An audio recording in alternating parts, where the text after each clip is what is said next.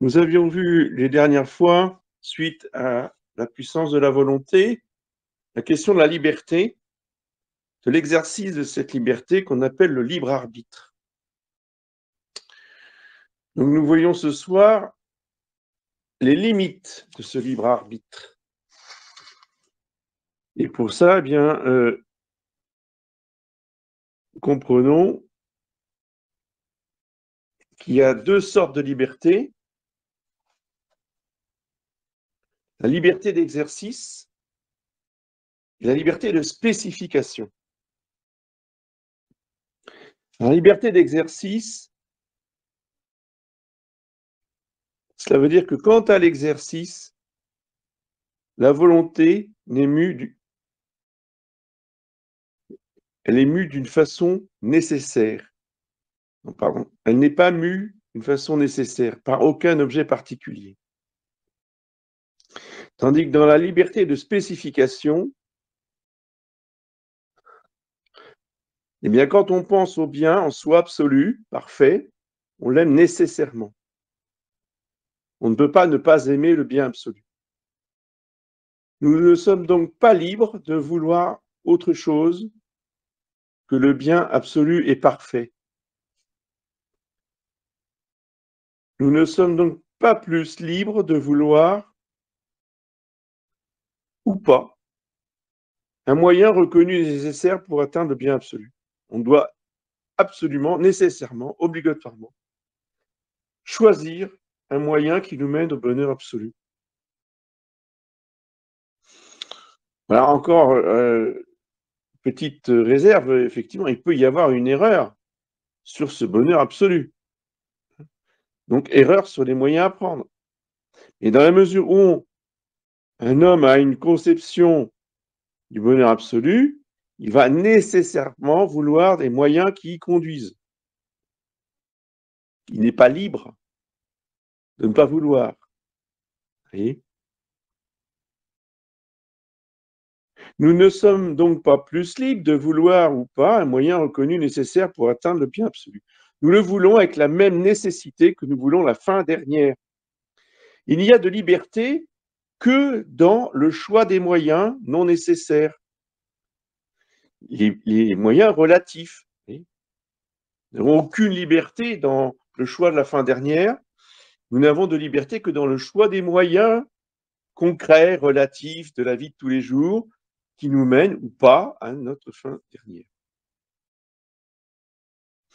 Donc nous voulons nécessairement choisir un moyen, parce que nous savons qu'on ne peut pas atteindre la fin sans choisir un moyen.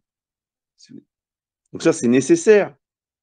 Par contre, quel moyen concret? Alors là, pas de nécessité, il n'y a pas de détermination, c'est là que s'exerce notre liberté. Nature maintenant, autre point, nature du libre arbitre. La volonté est libre quand elle se détermine elle-même à tel acte concret. L'être libre est celui qui est cause de son acte et de son mouvement. Par son libre arbitre, l'homme se meut lui-même à agir.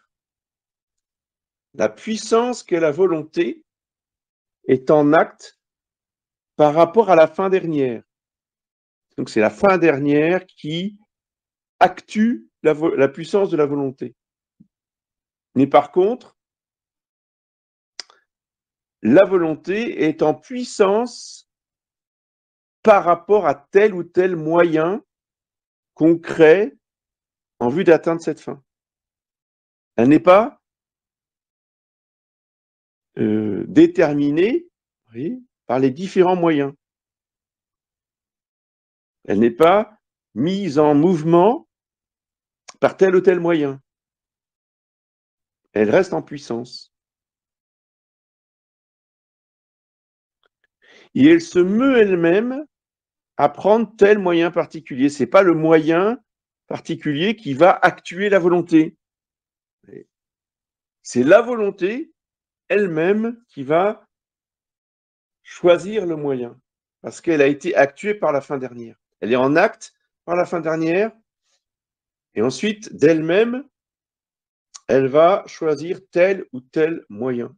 Et en cela, elle exerce sa liberté. Donc vous voyez que nous précisons quand même bien les choses, mais saint Thomas s'empresse de nous mettre en garde contre, si vous voulez, la finesse de ces explications. Parce qu'on aurait peut-être l'impression de tout connaître de la volonté et du libre arbitre grâce à toutes ces explications. Et il nous dit non, non, attention. Nous avons beau scruter notre volonté libre, il demeure toujours un certain mystère dans son exercice concret. La liberté de l'homme est mystérieuse pour lui-même et même pour le démon. Ce qui met en échec le démon dans tous ses plans, c'est toujours la liberté humaine. Vous savez, sur Internet, en ce moment, on a des témoignages tout à fait touchants de personnes qui ont été francs-maçons, lucifériens, sorciers ou autres, et qui sont revenus, justement, avec l'aide de la grâce, évidemment, hein, parce que le mystère, c'est que l'homme est accessible aux grâces actuelles du Saint-Esprit qui vont justement l'aider à choisir le bien, nous dit le catéchisme, et à fuir le mal. Et c'est là toute la part de mystère. Si l'homme était complètement hermétique à Dieu, ça serait beaucoup plus facile sur le plan intellectuel, mais ça serait un drame pour l'homme, parce que justement, il serait très prévisible.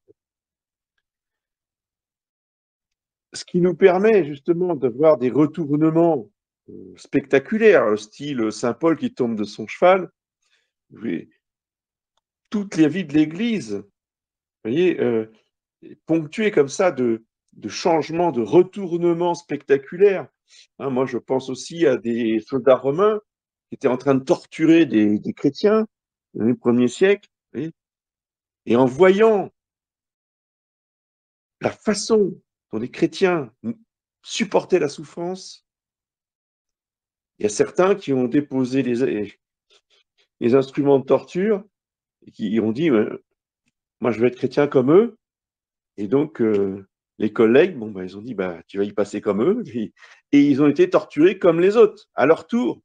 Et ils sont morts martyrs avec les autres. Ça, c'est des retournements que personne ne peut prévoir, que même le démon ne peut pas prévoir. C'est le côté mystérieux de l'âme humaine.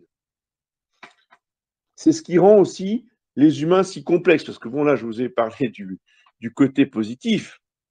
Hein, je vous ai parlé de la conversion. Mais c'est la même chose pour l'apostasie. C'est la même chose pour la ruine morale des hommes, des hommes, des bons chrétiens, qui tout d'un coup deviennent des êtres corrompus. Vous voyez, c'est pareil. Enfin, c'est pareil. Non, c'est pas pareil, mais je veux dire, c'est mystérieux. Il y a des influences qui échappent totalement à la sagacité des hommes.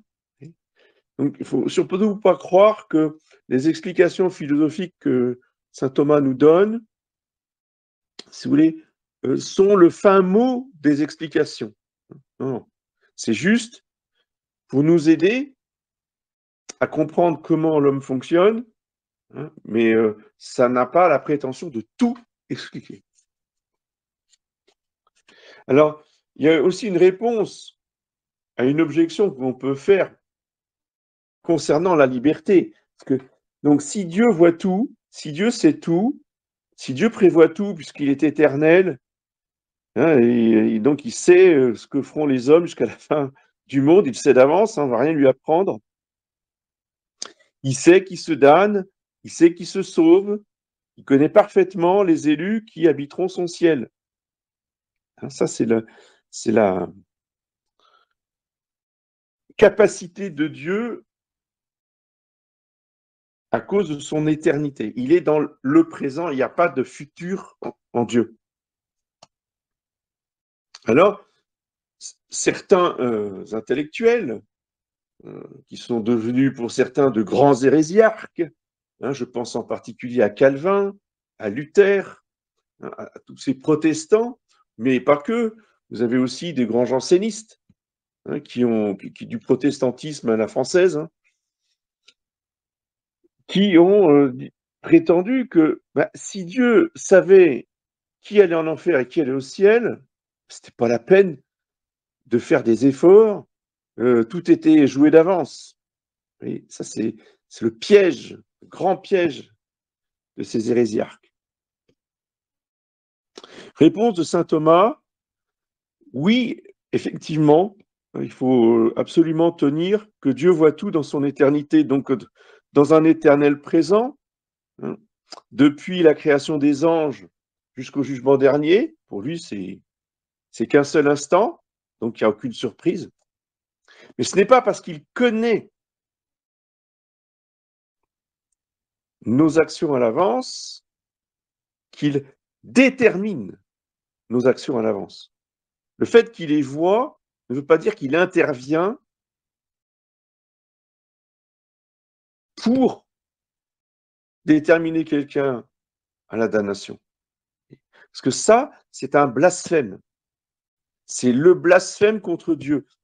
Les protestants, le pire entre Luther et Calvin, je pense que c'est Calvin qui a été le plus loin dans le blasphème, mais enfin Luther, c'est du même acabit. C'est d'accuser Dieu de programmer un certain nombre d'hommes à l'enfer. Donc, en ne tenant aucun compte, justement, du libre arbitre, en ne tenant aucun compte de la liberté des hommes. Dieu laisse les hommes libres, simplement, comme il est dans l'éternité, il voit d'avance ce que nous ferons de notre liberté. Mais ce n'est pas lui qui détermine la liberté. Est-ce qu'il y a des questions sur ce? Parce que là, on voit une question vraiment difficile.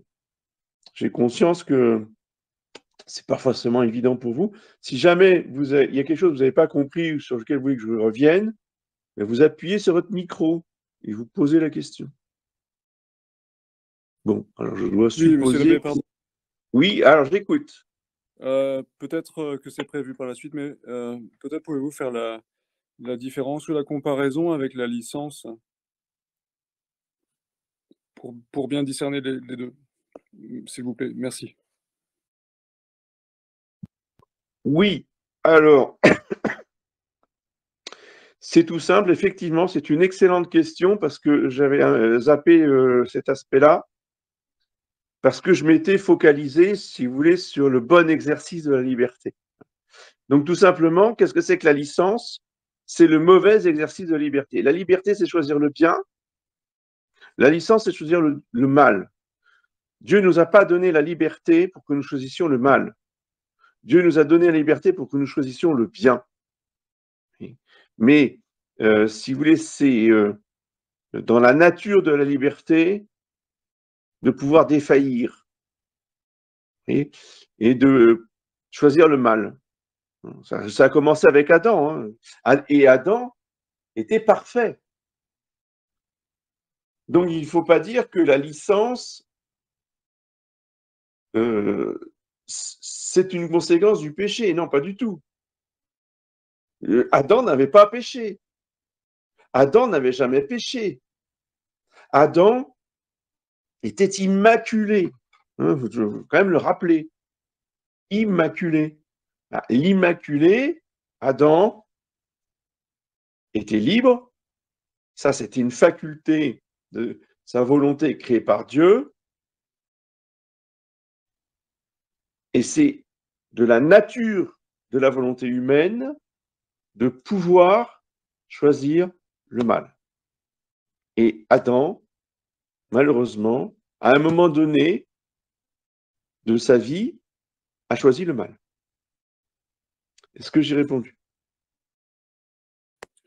Oui, merci. Est-ce que il y a une différence aussi au niveau de la fin de cette liberté, c'est ça, qui est au lieu d'être dirigé vers le bon Dieu, est dirigé vers nous, vers nos intérêts ou des intérêts, naturels, c'est ça? C'est ce qu'on appelle le mal. Donc là, il faut effectivement préciser que quand je parle de la capacité de la liberté de choisir le mal, c'est jamais de choisir, c'est toujours de choisir un bien, oui. Et c'est toujours de vouloir et de vouloir Dieu. Seulement, on se trompe de Dieu. Oui. Quand saint Paul dit ils font de leur ventre un Dieu, c'est bien que la fin dernière de certains hommes, c'est bien Dieu. Sauf que Dieu, c'est leur ventre. Oui. Mais c'est toujours Dieu. Après, les moyens pour servir Dieu, ben, ils sont en adéquation avec le Dieu qu'on s'est fait. Si notre Dieu, c'est l'or, eh bien, on fera tout pour devenir le plus riche possible, etc., parce que l'or est notre Dieu. Si c'est le ventre, eh bien, on fera tout ce qu'il faut pour satisfaire notre Dieu qui est le ventre, etc., etc. Vous voyez, c'est juste que la fin dernière, on peut la placer au mauvais endroit.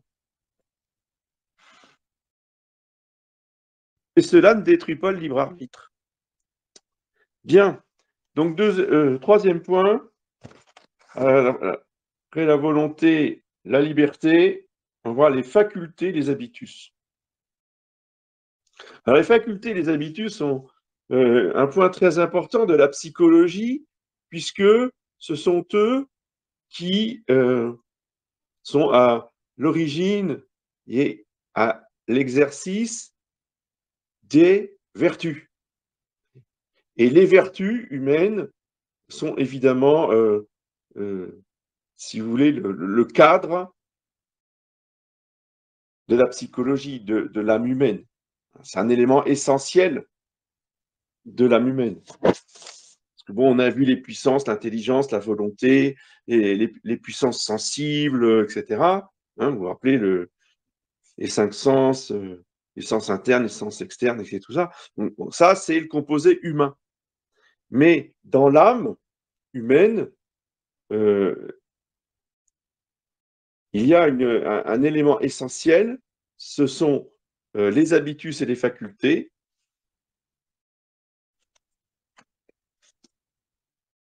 qui vont s'exercer dans les vertus. Alors, d'abord, les facultés. La faculté, définition d'une faculté.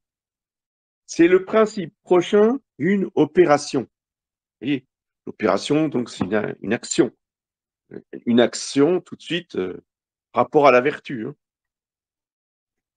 Donc, c'est le principe éloigné, non, c'est le principe prochain, pardon, d'une opération, la faculté. Le principe éloigné, bah, c'est l'être humain lui-même. Hein, c'est la personne dans laquelle il y a ces facultés. Les différentes facultés sont spécifiées par leur objet, hein, comme toutes les puissances. Rappelez-vous, hein, c'est le grand principe qui revient toujours. Une puissance est déterminée par son objet. La faculté qui est une puissance est spécifiée par son objet. L'objet qui les font passer à l'acte. La puissance n'est connue que par son acte. Elle est puissance de faire ceci ou cela. Et c'est en voyant faire ceci ou cela qu'on peut remonter à la puissance. L'acte est relatif à son objet, maintenant. L'acte est spécifié par son objet. Oui. Donc, l'acte est intermédiaire entre la puissance ou la faculté et l'objet. La faculté, si vous voulez, est dans l'homme comme l'accident dans la substance. Définition maintenant de l'habitus. On a vu la faculté. Nous allons voir maintenant l'habitus. L'habitus est une qualité qui vient modifier l'acte des facultés à titre d'accident secondaire. Et ceci de façon stable.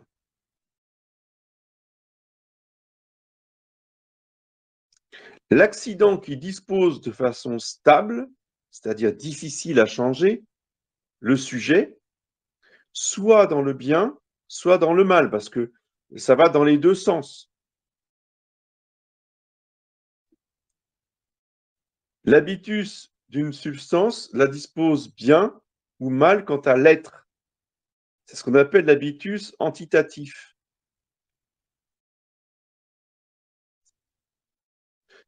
Mais si le sujet de l'habitus est une faculté, alors l'habitus la dispose quant à l'opération, et on l'appelle alors un habitus opératif. Bon, ces distinctions, si vous voulez, sont importantes, mais c'est un peu le problème de la philosophie, enfin un problème pour nous, un problème pédagogique, si vous voulez. C'est qu'on pose des distinctions comme cela, et on n'en voit pas forcément l'utilité. On dit pourquoi il distingue ça, ça sert à quoi? Eh ben, on ne voit que plus tard, c'est souvent en théologie, que cela a des applications concrètes et que c'est très très utile pour apporter des précisions, vous voyez, dans les articulations entre la grâce et la nature. Mais là, dit comme ça, on se dit, ouais, bon, d'accord, pourquoi habitus antitatif, ouais, bon, d'accord, mais on ne voit pas trop les conséquences. Mais je vous dis, il y a des conséquences. On ne peut voir que plus tard, que dans d'autres développements, dans d'autres matières. Bref, l'habitus antitatif, ça ne nous intéresse pas aujourd'hui. C'était juste pour information. Nous, on va s'intéresser par rapport aux facultés, puisqu'on voit les facultés, à l'habitus opératif. Cet habitus ne se trouve que dans les facultés spirituelles, c'est-à-dire dans l'intelligence et la volonté. Et attention, nous ne devons pas confondre l'habitus et l'habitude. Parce que depuis le début, je vous parle d'habitus. Mais bon, d'abord, ce n'est pas un mot français. Oui, c'est vrai, c'est un mot latin. Mais justement, on ne prend pas le mot français habitude pour ne pas provoquer de confusion, pour bien distinguer l'habitus de l'habitude. Ce n'est pas du tout la même chose. L'habitude est d'ordre physique et psychologique. Elle est essentiellement constituée par des mécanismes moteurs et elle traduit la passivité et l'inertie du corps. Oui. Ça ne demande aucune réflexion. C'est ce qu'on appelle en langage courant des automatismes. On a tellement, justement, le corps a tellement l'habitude de répéter toujours le même acte, vous voyez, que dès qu'on lui change la circonstance, il continue de répéter cet acte sans réfléchir, alors que les circonstances ont changé. Ce qu'on appelle, ce qu'on dit aussi dans le langage courant, l'habitude est d'une seconde nature. Mais il n'y a aucune réflexion là-dedans. C'est aussi naturel que de digérer. Et vous ne pensez pas à votre digestion. Enfin, du moins, si vous êtes en bonne santé. Ben, c'est pareil. Là, on pose des actes sans réfléchir. Ça, c'est l'habitude. Mais l'habitude, c'est pas du tout ça. Pardon, monsieur l'abbé. Oui. Donc un vice ne serait pas considéré comme un habitus dans ce cas-là? Minute. Ah, pardon. Je vais répondre après. Et je vous ai déjà dit d'ailleurs au départ, l'habitus est un accident qui dispose de façon stable, difficile à changer, le sujet, soit dans le bien, soit dans le mal. Donc, l'habitus, c'est soit pour le bien, soit pour le mal. C'est le même fonctionnement. Pour le bien, on appelle ça une vertu. Pour le mal, on appelle ça un vice. Mais le fonctionnement, là, ce qu'on regarde, si vous voulez, ce n'est pas l'objet, c'est le fonctionnement même de l'habitus. Donc, de l'habitus opératif. Donc, l'habitude, c'est d'ordre physique et psychologique. L'habitus concerne l'activité des facultés qu'il peut soit altérer s'il choisit le mal, soit perfectionner c'est choisir la vertu, le bien, donc la vertu. Le vice altère la faculté, la vertu perfectionne la faculté. Il y a 3 sources des habitus: Dieu, la nature et la raison. Donc, ce sont toutes les vertus surnaturelles et tous les dons du Saint-Esprit. Avec, évidemment,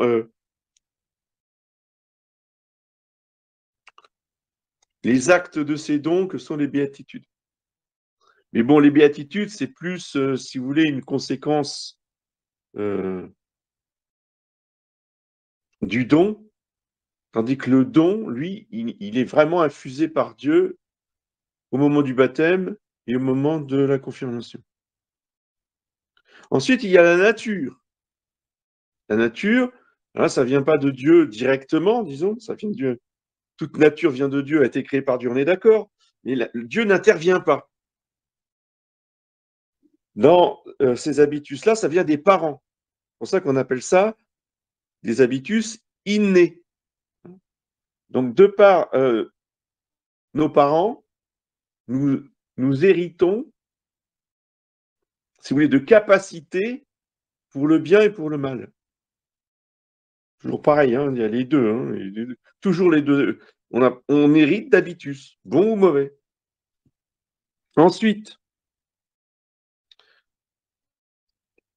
avec l'éducation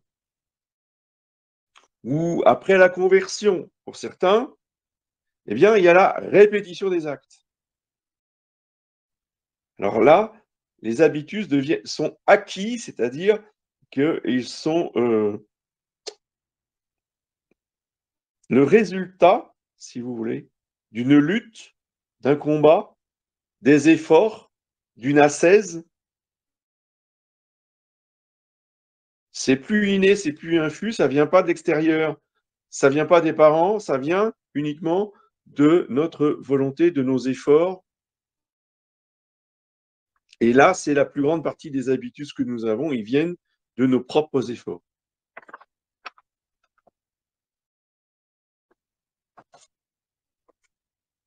Donc l'habitus bon, on appelle ça une vertu. L'habitus mauvais, on appelle ça un vice. Donc ici, ce soir, nous allons nous occuper que des vertus. Nous n'allons pas nous occuper des vices. Parce que les vices, c'est pas intéressant. C'est tout l'esprit de Saint Jean Bosco, l'esprit salésien. Voyez. La meilleure façon d'éliminer les vices, c'est de s'occuper des vertus. Si vous faites grandir les vertus, vous faites automatiquement diminuer les vices. Voyez. Tandis que si vous vous occupez des vices, non seulement vous ne les faites pas disparaître, mais plus vous allez lutter contre les vices, et plus vous allez les faire grandir par réaction, action-réaction. Alors, on n'est pas là pour faire grandir les vices, on est là pour faire grandir les vertus. Donc, la meilleure façon de les faire grandir, ces vertus, c'est de s'en occuper.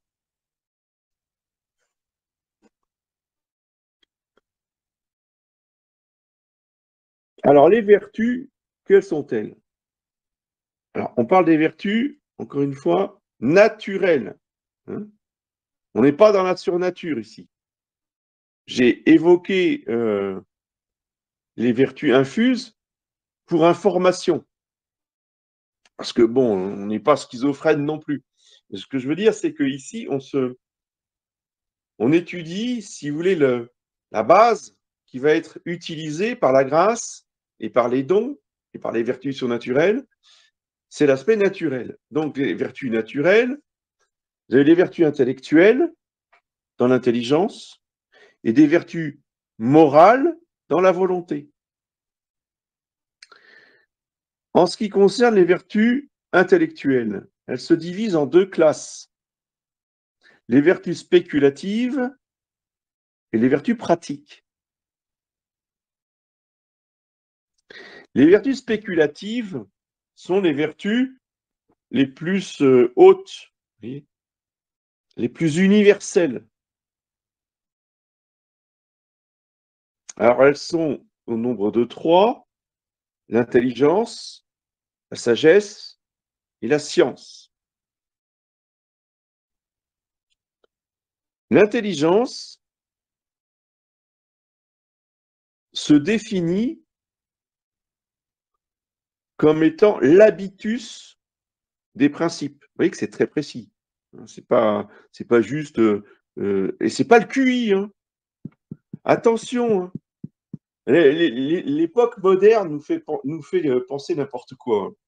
Brouille complètement le discours philosophique. On s'imagine qu'être intelligent, c'est avoir un QI de 350. Non, le QI de 350, ça, c'est un ordinateur performant. D'accord? C'est un gars qui sait calculer très vite plein de choses. Mais c'est pas l'intelligence, ça. Ça ne veut pas dire que c'est méprisable. Ça ne veut pas dire que c'est pas un plus. C'est un outil intéressant pour quelqu'un d'avoir un grand QI. Oui, mais le mot est trompeur. C'est exactement comme intelligence artificielle. Ça n'a strictement rien d'intelligent. Eh bien, le quotient intellectuel n'a strictement rien à voir avec l'intelligence. C'est pas parce qu'il y a le mot intellectuel dedans que c'est l'intelligence. Et c'est pour ça, vous voyez, que la philosophie est une arme formidable pour, si vous voulez, nous libérer de l'intelligence artificielle qui est juste un logiciel. Qu'est-ce que c'est qu'un logiciel? C'est un calculateur ultra performant. C'est un calculateur qui calcule des 0 et des 1. Où est l'intelligence là-dedans? Il n'y en a pas. Oui. Par contre, dans un être humain, il y a l'intelligence des principes. Ou pour le dire autrement, la vertu d'intelligence, c'est voir l'évidence indémontrable de ces principes. Oui. Le tout est plus grand que la partie. La partie est faite pour le tout et pas le tout pour la partie. Le bien du tout, c'est le bien de la partie, etc. Ça, c'est évident, ça ne se démontre pas. Alors, soit vous comprenez, soit vous ne comprenez pas. Mais justement, quelqu'un qui a une âme vertueuse comprend ces premiers principes. Il n'y a pas besoin de faire 10 ans d'études pour comprendre ça.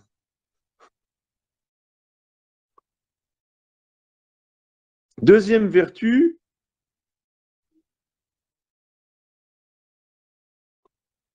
deuxième et troisième, c'est la sagesse et la science, on a dit. Alors, ce qui caractérise ces deux vertus, c'est la rigueur dans la démonstration. Alors, en ce qui concerne la vertu de sagesse, eh bien, c'est la rigueur pour remonter aux causes premières et ultimes. C'est-à-dire au troisième degré d'abstraction, si vous vous souvenez du cours sur la raison, on avait donné les 3 degrés d'abstraction. Le premier, la simple appréhension. Le deuxième degré, c'est le jugement. Le troisième degré, c'est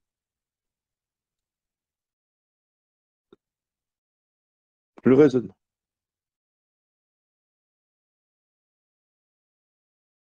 Remonter aux causes ultimes. L'être, jusqu'à l'être. La science, c'est une aptitude à démontrer la vérité, mais alors dans un domaine particulier. Donc, la sagesse, c'est universel. C'est les causes ultimes qui sont les mêmes pour toutes les sciences. C'est pour ça que la vertu de sagesse, c'est la vertu du philosophe.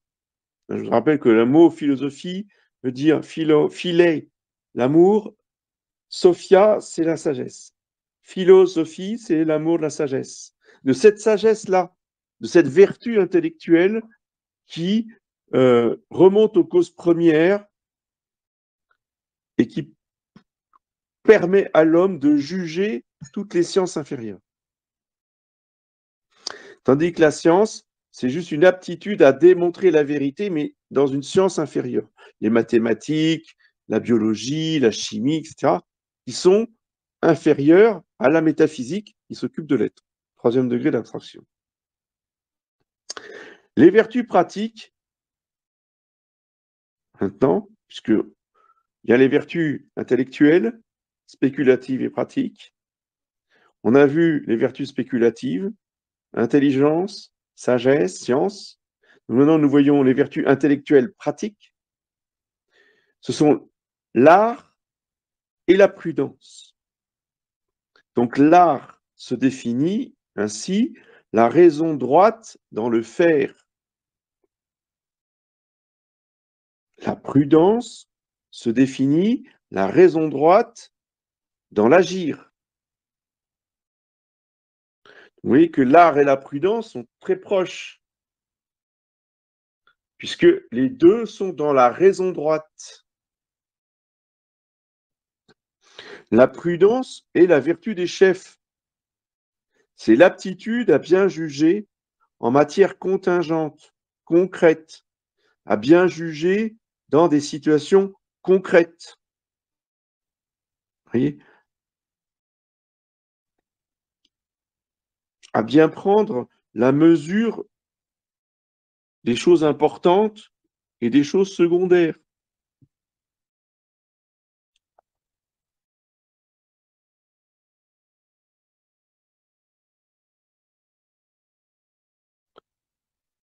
Donc l'art est dans le faire. Ça veut dire quoi? Le faire est un acte qui passe dans une matière extérieure. Exemple, maison, pierre, fer, bois, ou toile pour un peintre, etc., etc. Ça, c'est l'art. La prudence est dans l'agir, c'est-à-dire un acte qui reste dans l'agent lui-même, comme voir, sentir, vouloir, etc. Donc le faire, c'est dans une matière extérieure, l'agir, c'est dans l'âme elle-même. L'art gouverne des actions extérieures transitoires. Il règle la fabrication d'une œuvre pour lui faire, attention, c'est important ce que je vais dire, pour lui faire exprimer le beau.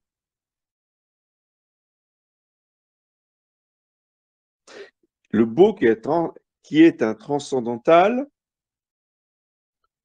et qui se définit ainsi la splendeur de la vérité.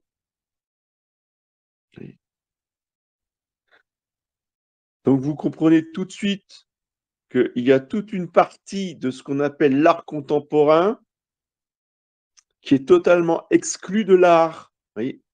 L'art contemporain n'est pas de l'art. Pourquoi?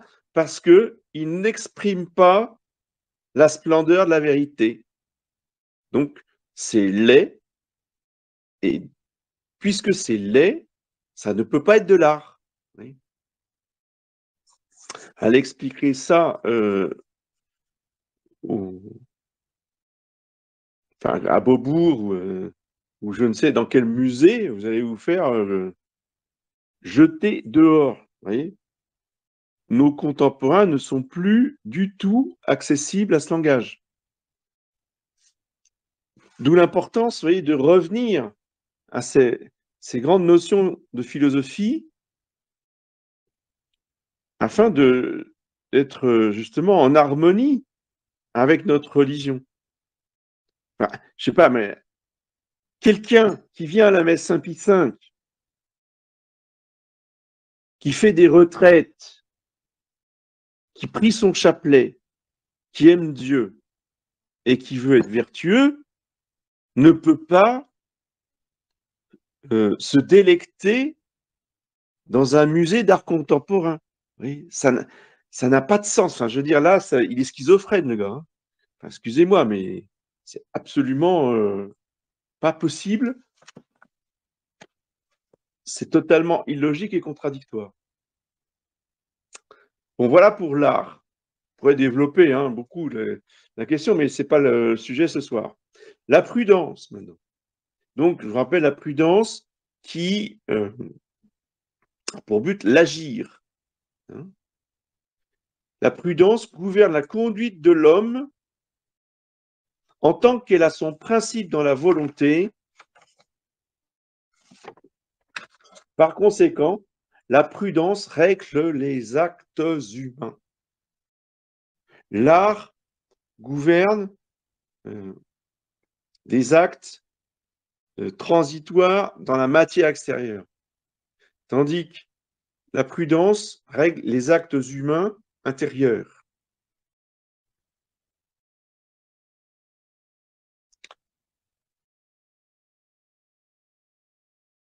Par rapport à la fin, évidemment.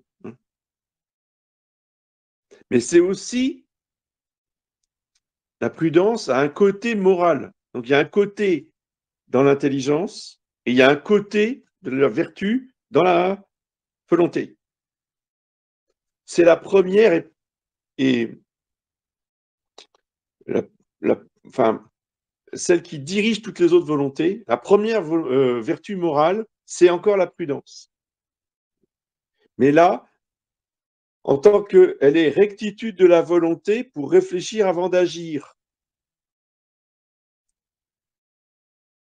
Pour reprendre l'expression de François Bert, vous voyez, c'est la prudence, c'est la vertu qui met de côté dans la chambre de décantation pour qu'on attende l'évidence pour l'action.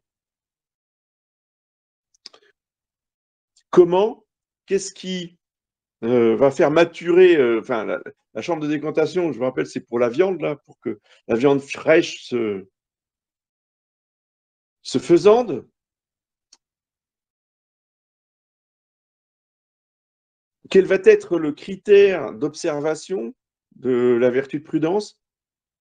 Considérer en toute chose la fin, les objectifs et les moyens. C'est en considérant ces choses, si vous voulez, pendant un temps assez long, que cette vertu va nous montrer, à un moment donné, l'évidence pour agir.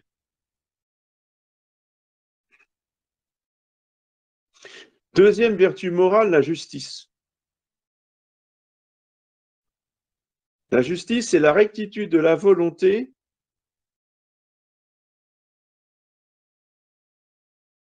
pour rendre à chacun ce qui lui est dû.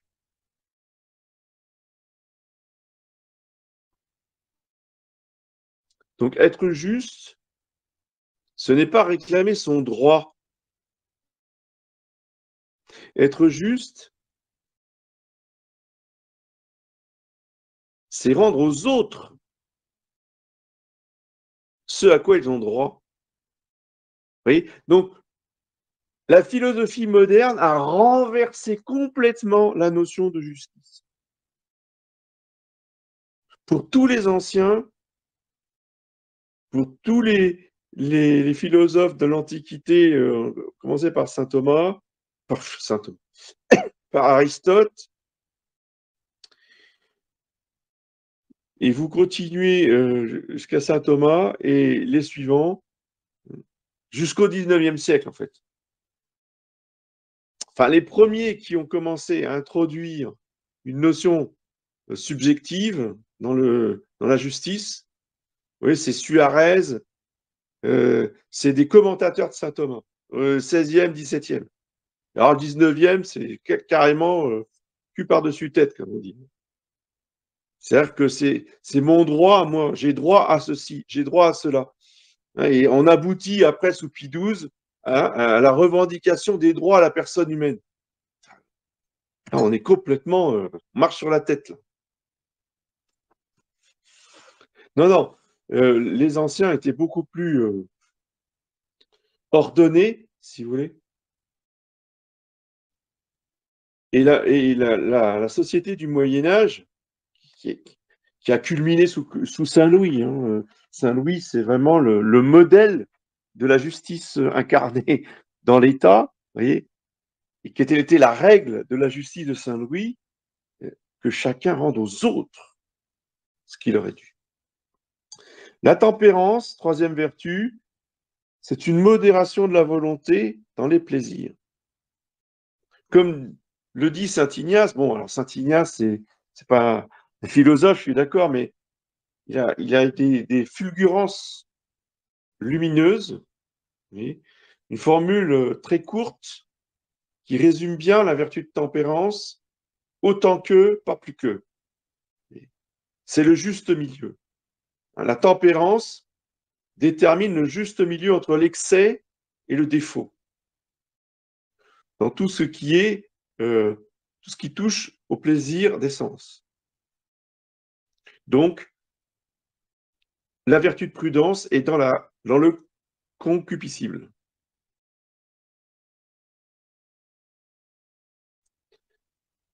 La vertu de force, dernière, quatrième vertu morale, consiste à vaincre les obstacles par l'audace et le courage dans le combat contre les obstacles. Alors, ces obstacles peuvent être d'ordre moral, spirituel ou physique, corporel, matériel. Donc ça, c'est la première partie de la force. Et la deuxième partie, qui est beaucoup plus importante encore que l'audace et le courage, c'est la persévérance. Persévérance dans la durée de l'effort. C'est beaucoup plus dur que juste monter à l'assaut d'un obstacle. Hein. On règle ça en 3 coups de cuillère à peau, comme on dit, hein, et c'est fini. Tandis que la persévérance, il faut supporter pendant de longues durées. Et ça, c'est très, très dur. C'est pour ça, d'ailleurs, que l'homme étant faible, pour persévérer, la plupart du temps, il a besoin de la grâce. Et la force est dans l'irascible. La tempérance est dans le concupiscible, la force est dans l'irascible. Et j'en ai terminé pour ce soir. Est-ce qu'il y a encore des questions ou des choses qui ne sont pas claires?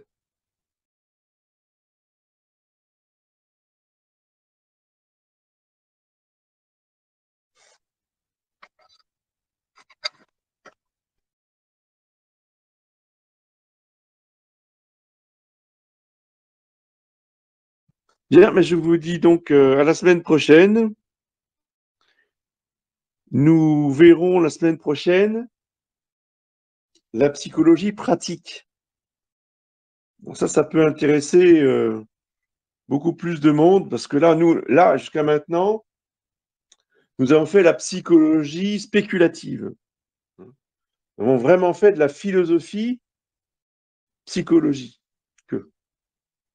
La semaine prochaine, je vais vous montrer les applications concrètes de ces grands principes avec un psychiatre suisse qui s'appelle le docteur Stocker, qui a écrit un certain nombre de livres édités par les nouvelles éditions latines et qui sont absolument remarquables, prodigieux, lumineux, qui sont le fruit, si vous voulez, de dizaines d'années de pratique en psychiatrie. Et d'ailleurs, je les ai fait lire au médecin psychiatre là, qui était là il y a quelques leçons. Elle m'a dit que ça lui avait appris énormément et qu'elle était vraiment étonnée qu'on n'en parle jamais dans les cours à l'université. Je dis, excusez-moi, mais évidemment qu'on ne va pas vous parler de ça, c'est trop bien, ça ferait trop de bien aux gens. Et aujourd'hui, malheureusement, les maîtres à penser dans l'université, ce sont les psychanalystes, c'est pas le docteur Stocker. Mais donc nous devons justement connaître, avoir des références par ces médecins qui sont pleins de bon sens, qui sont réalistes et qui sont catholiques, parce que le docteur Stocker était catholique, et son confrère, le docteur Rudolf Allers aussi. Donc je vous parlerai de tout ça la semaine prochaine. Voilà, je vous dis au revoir.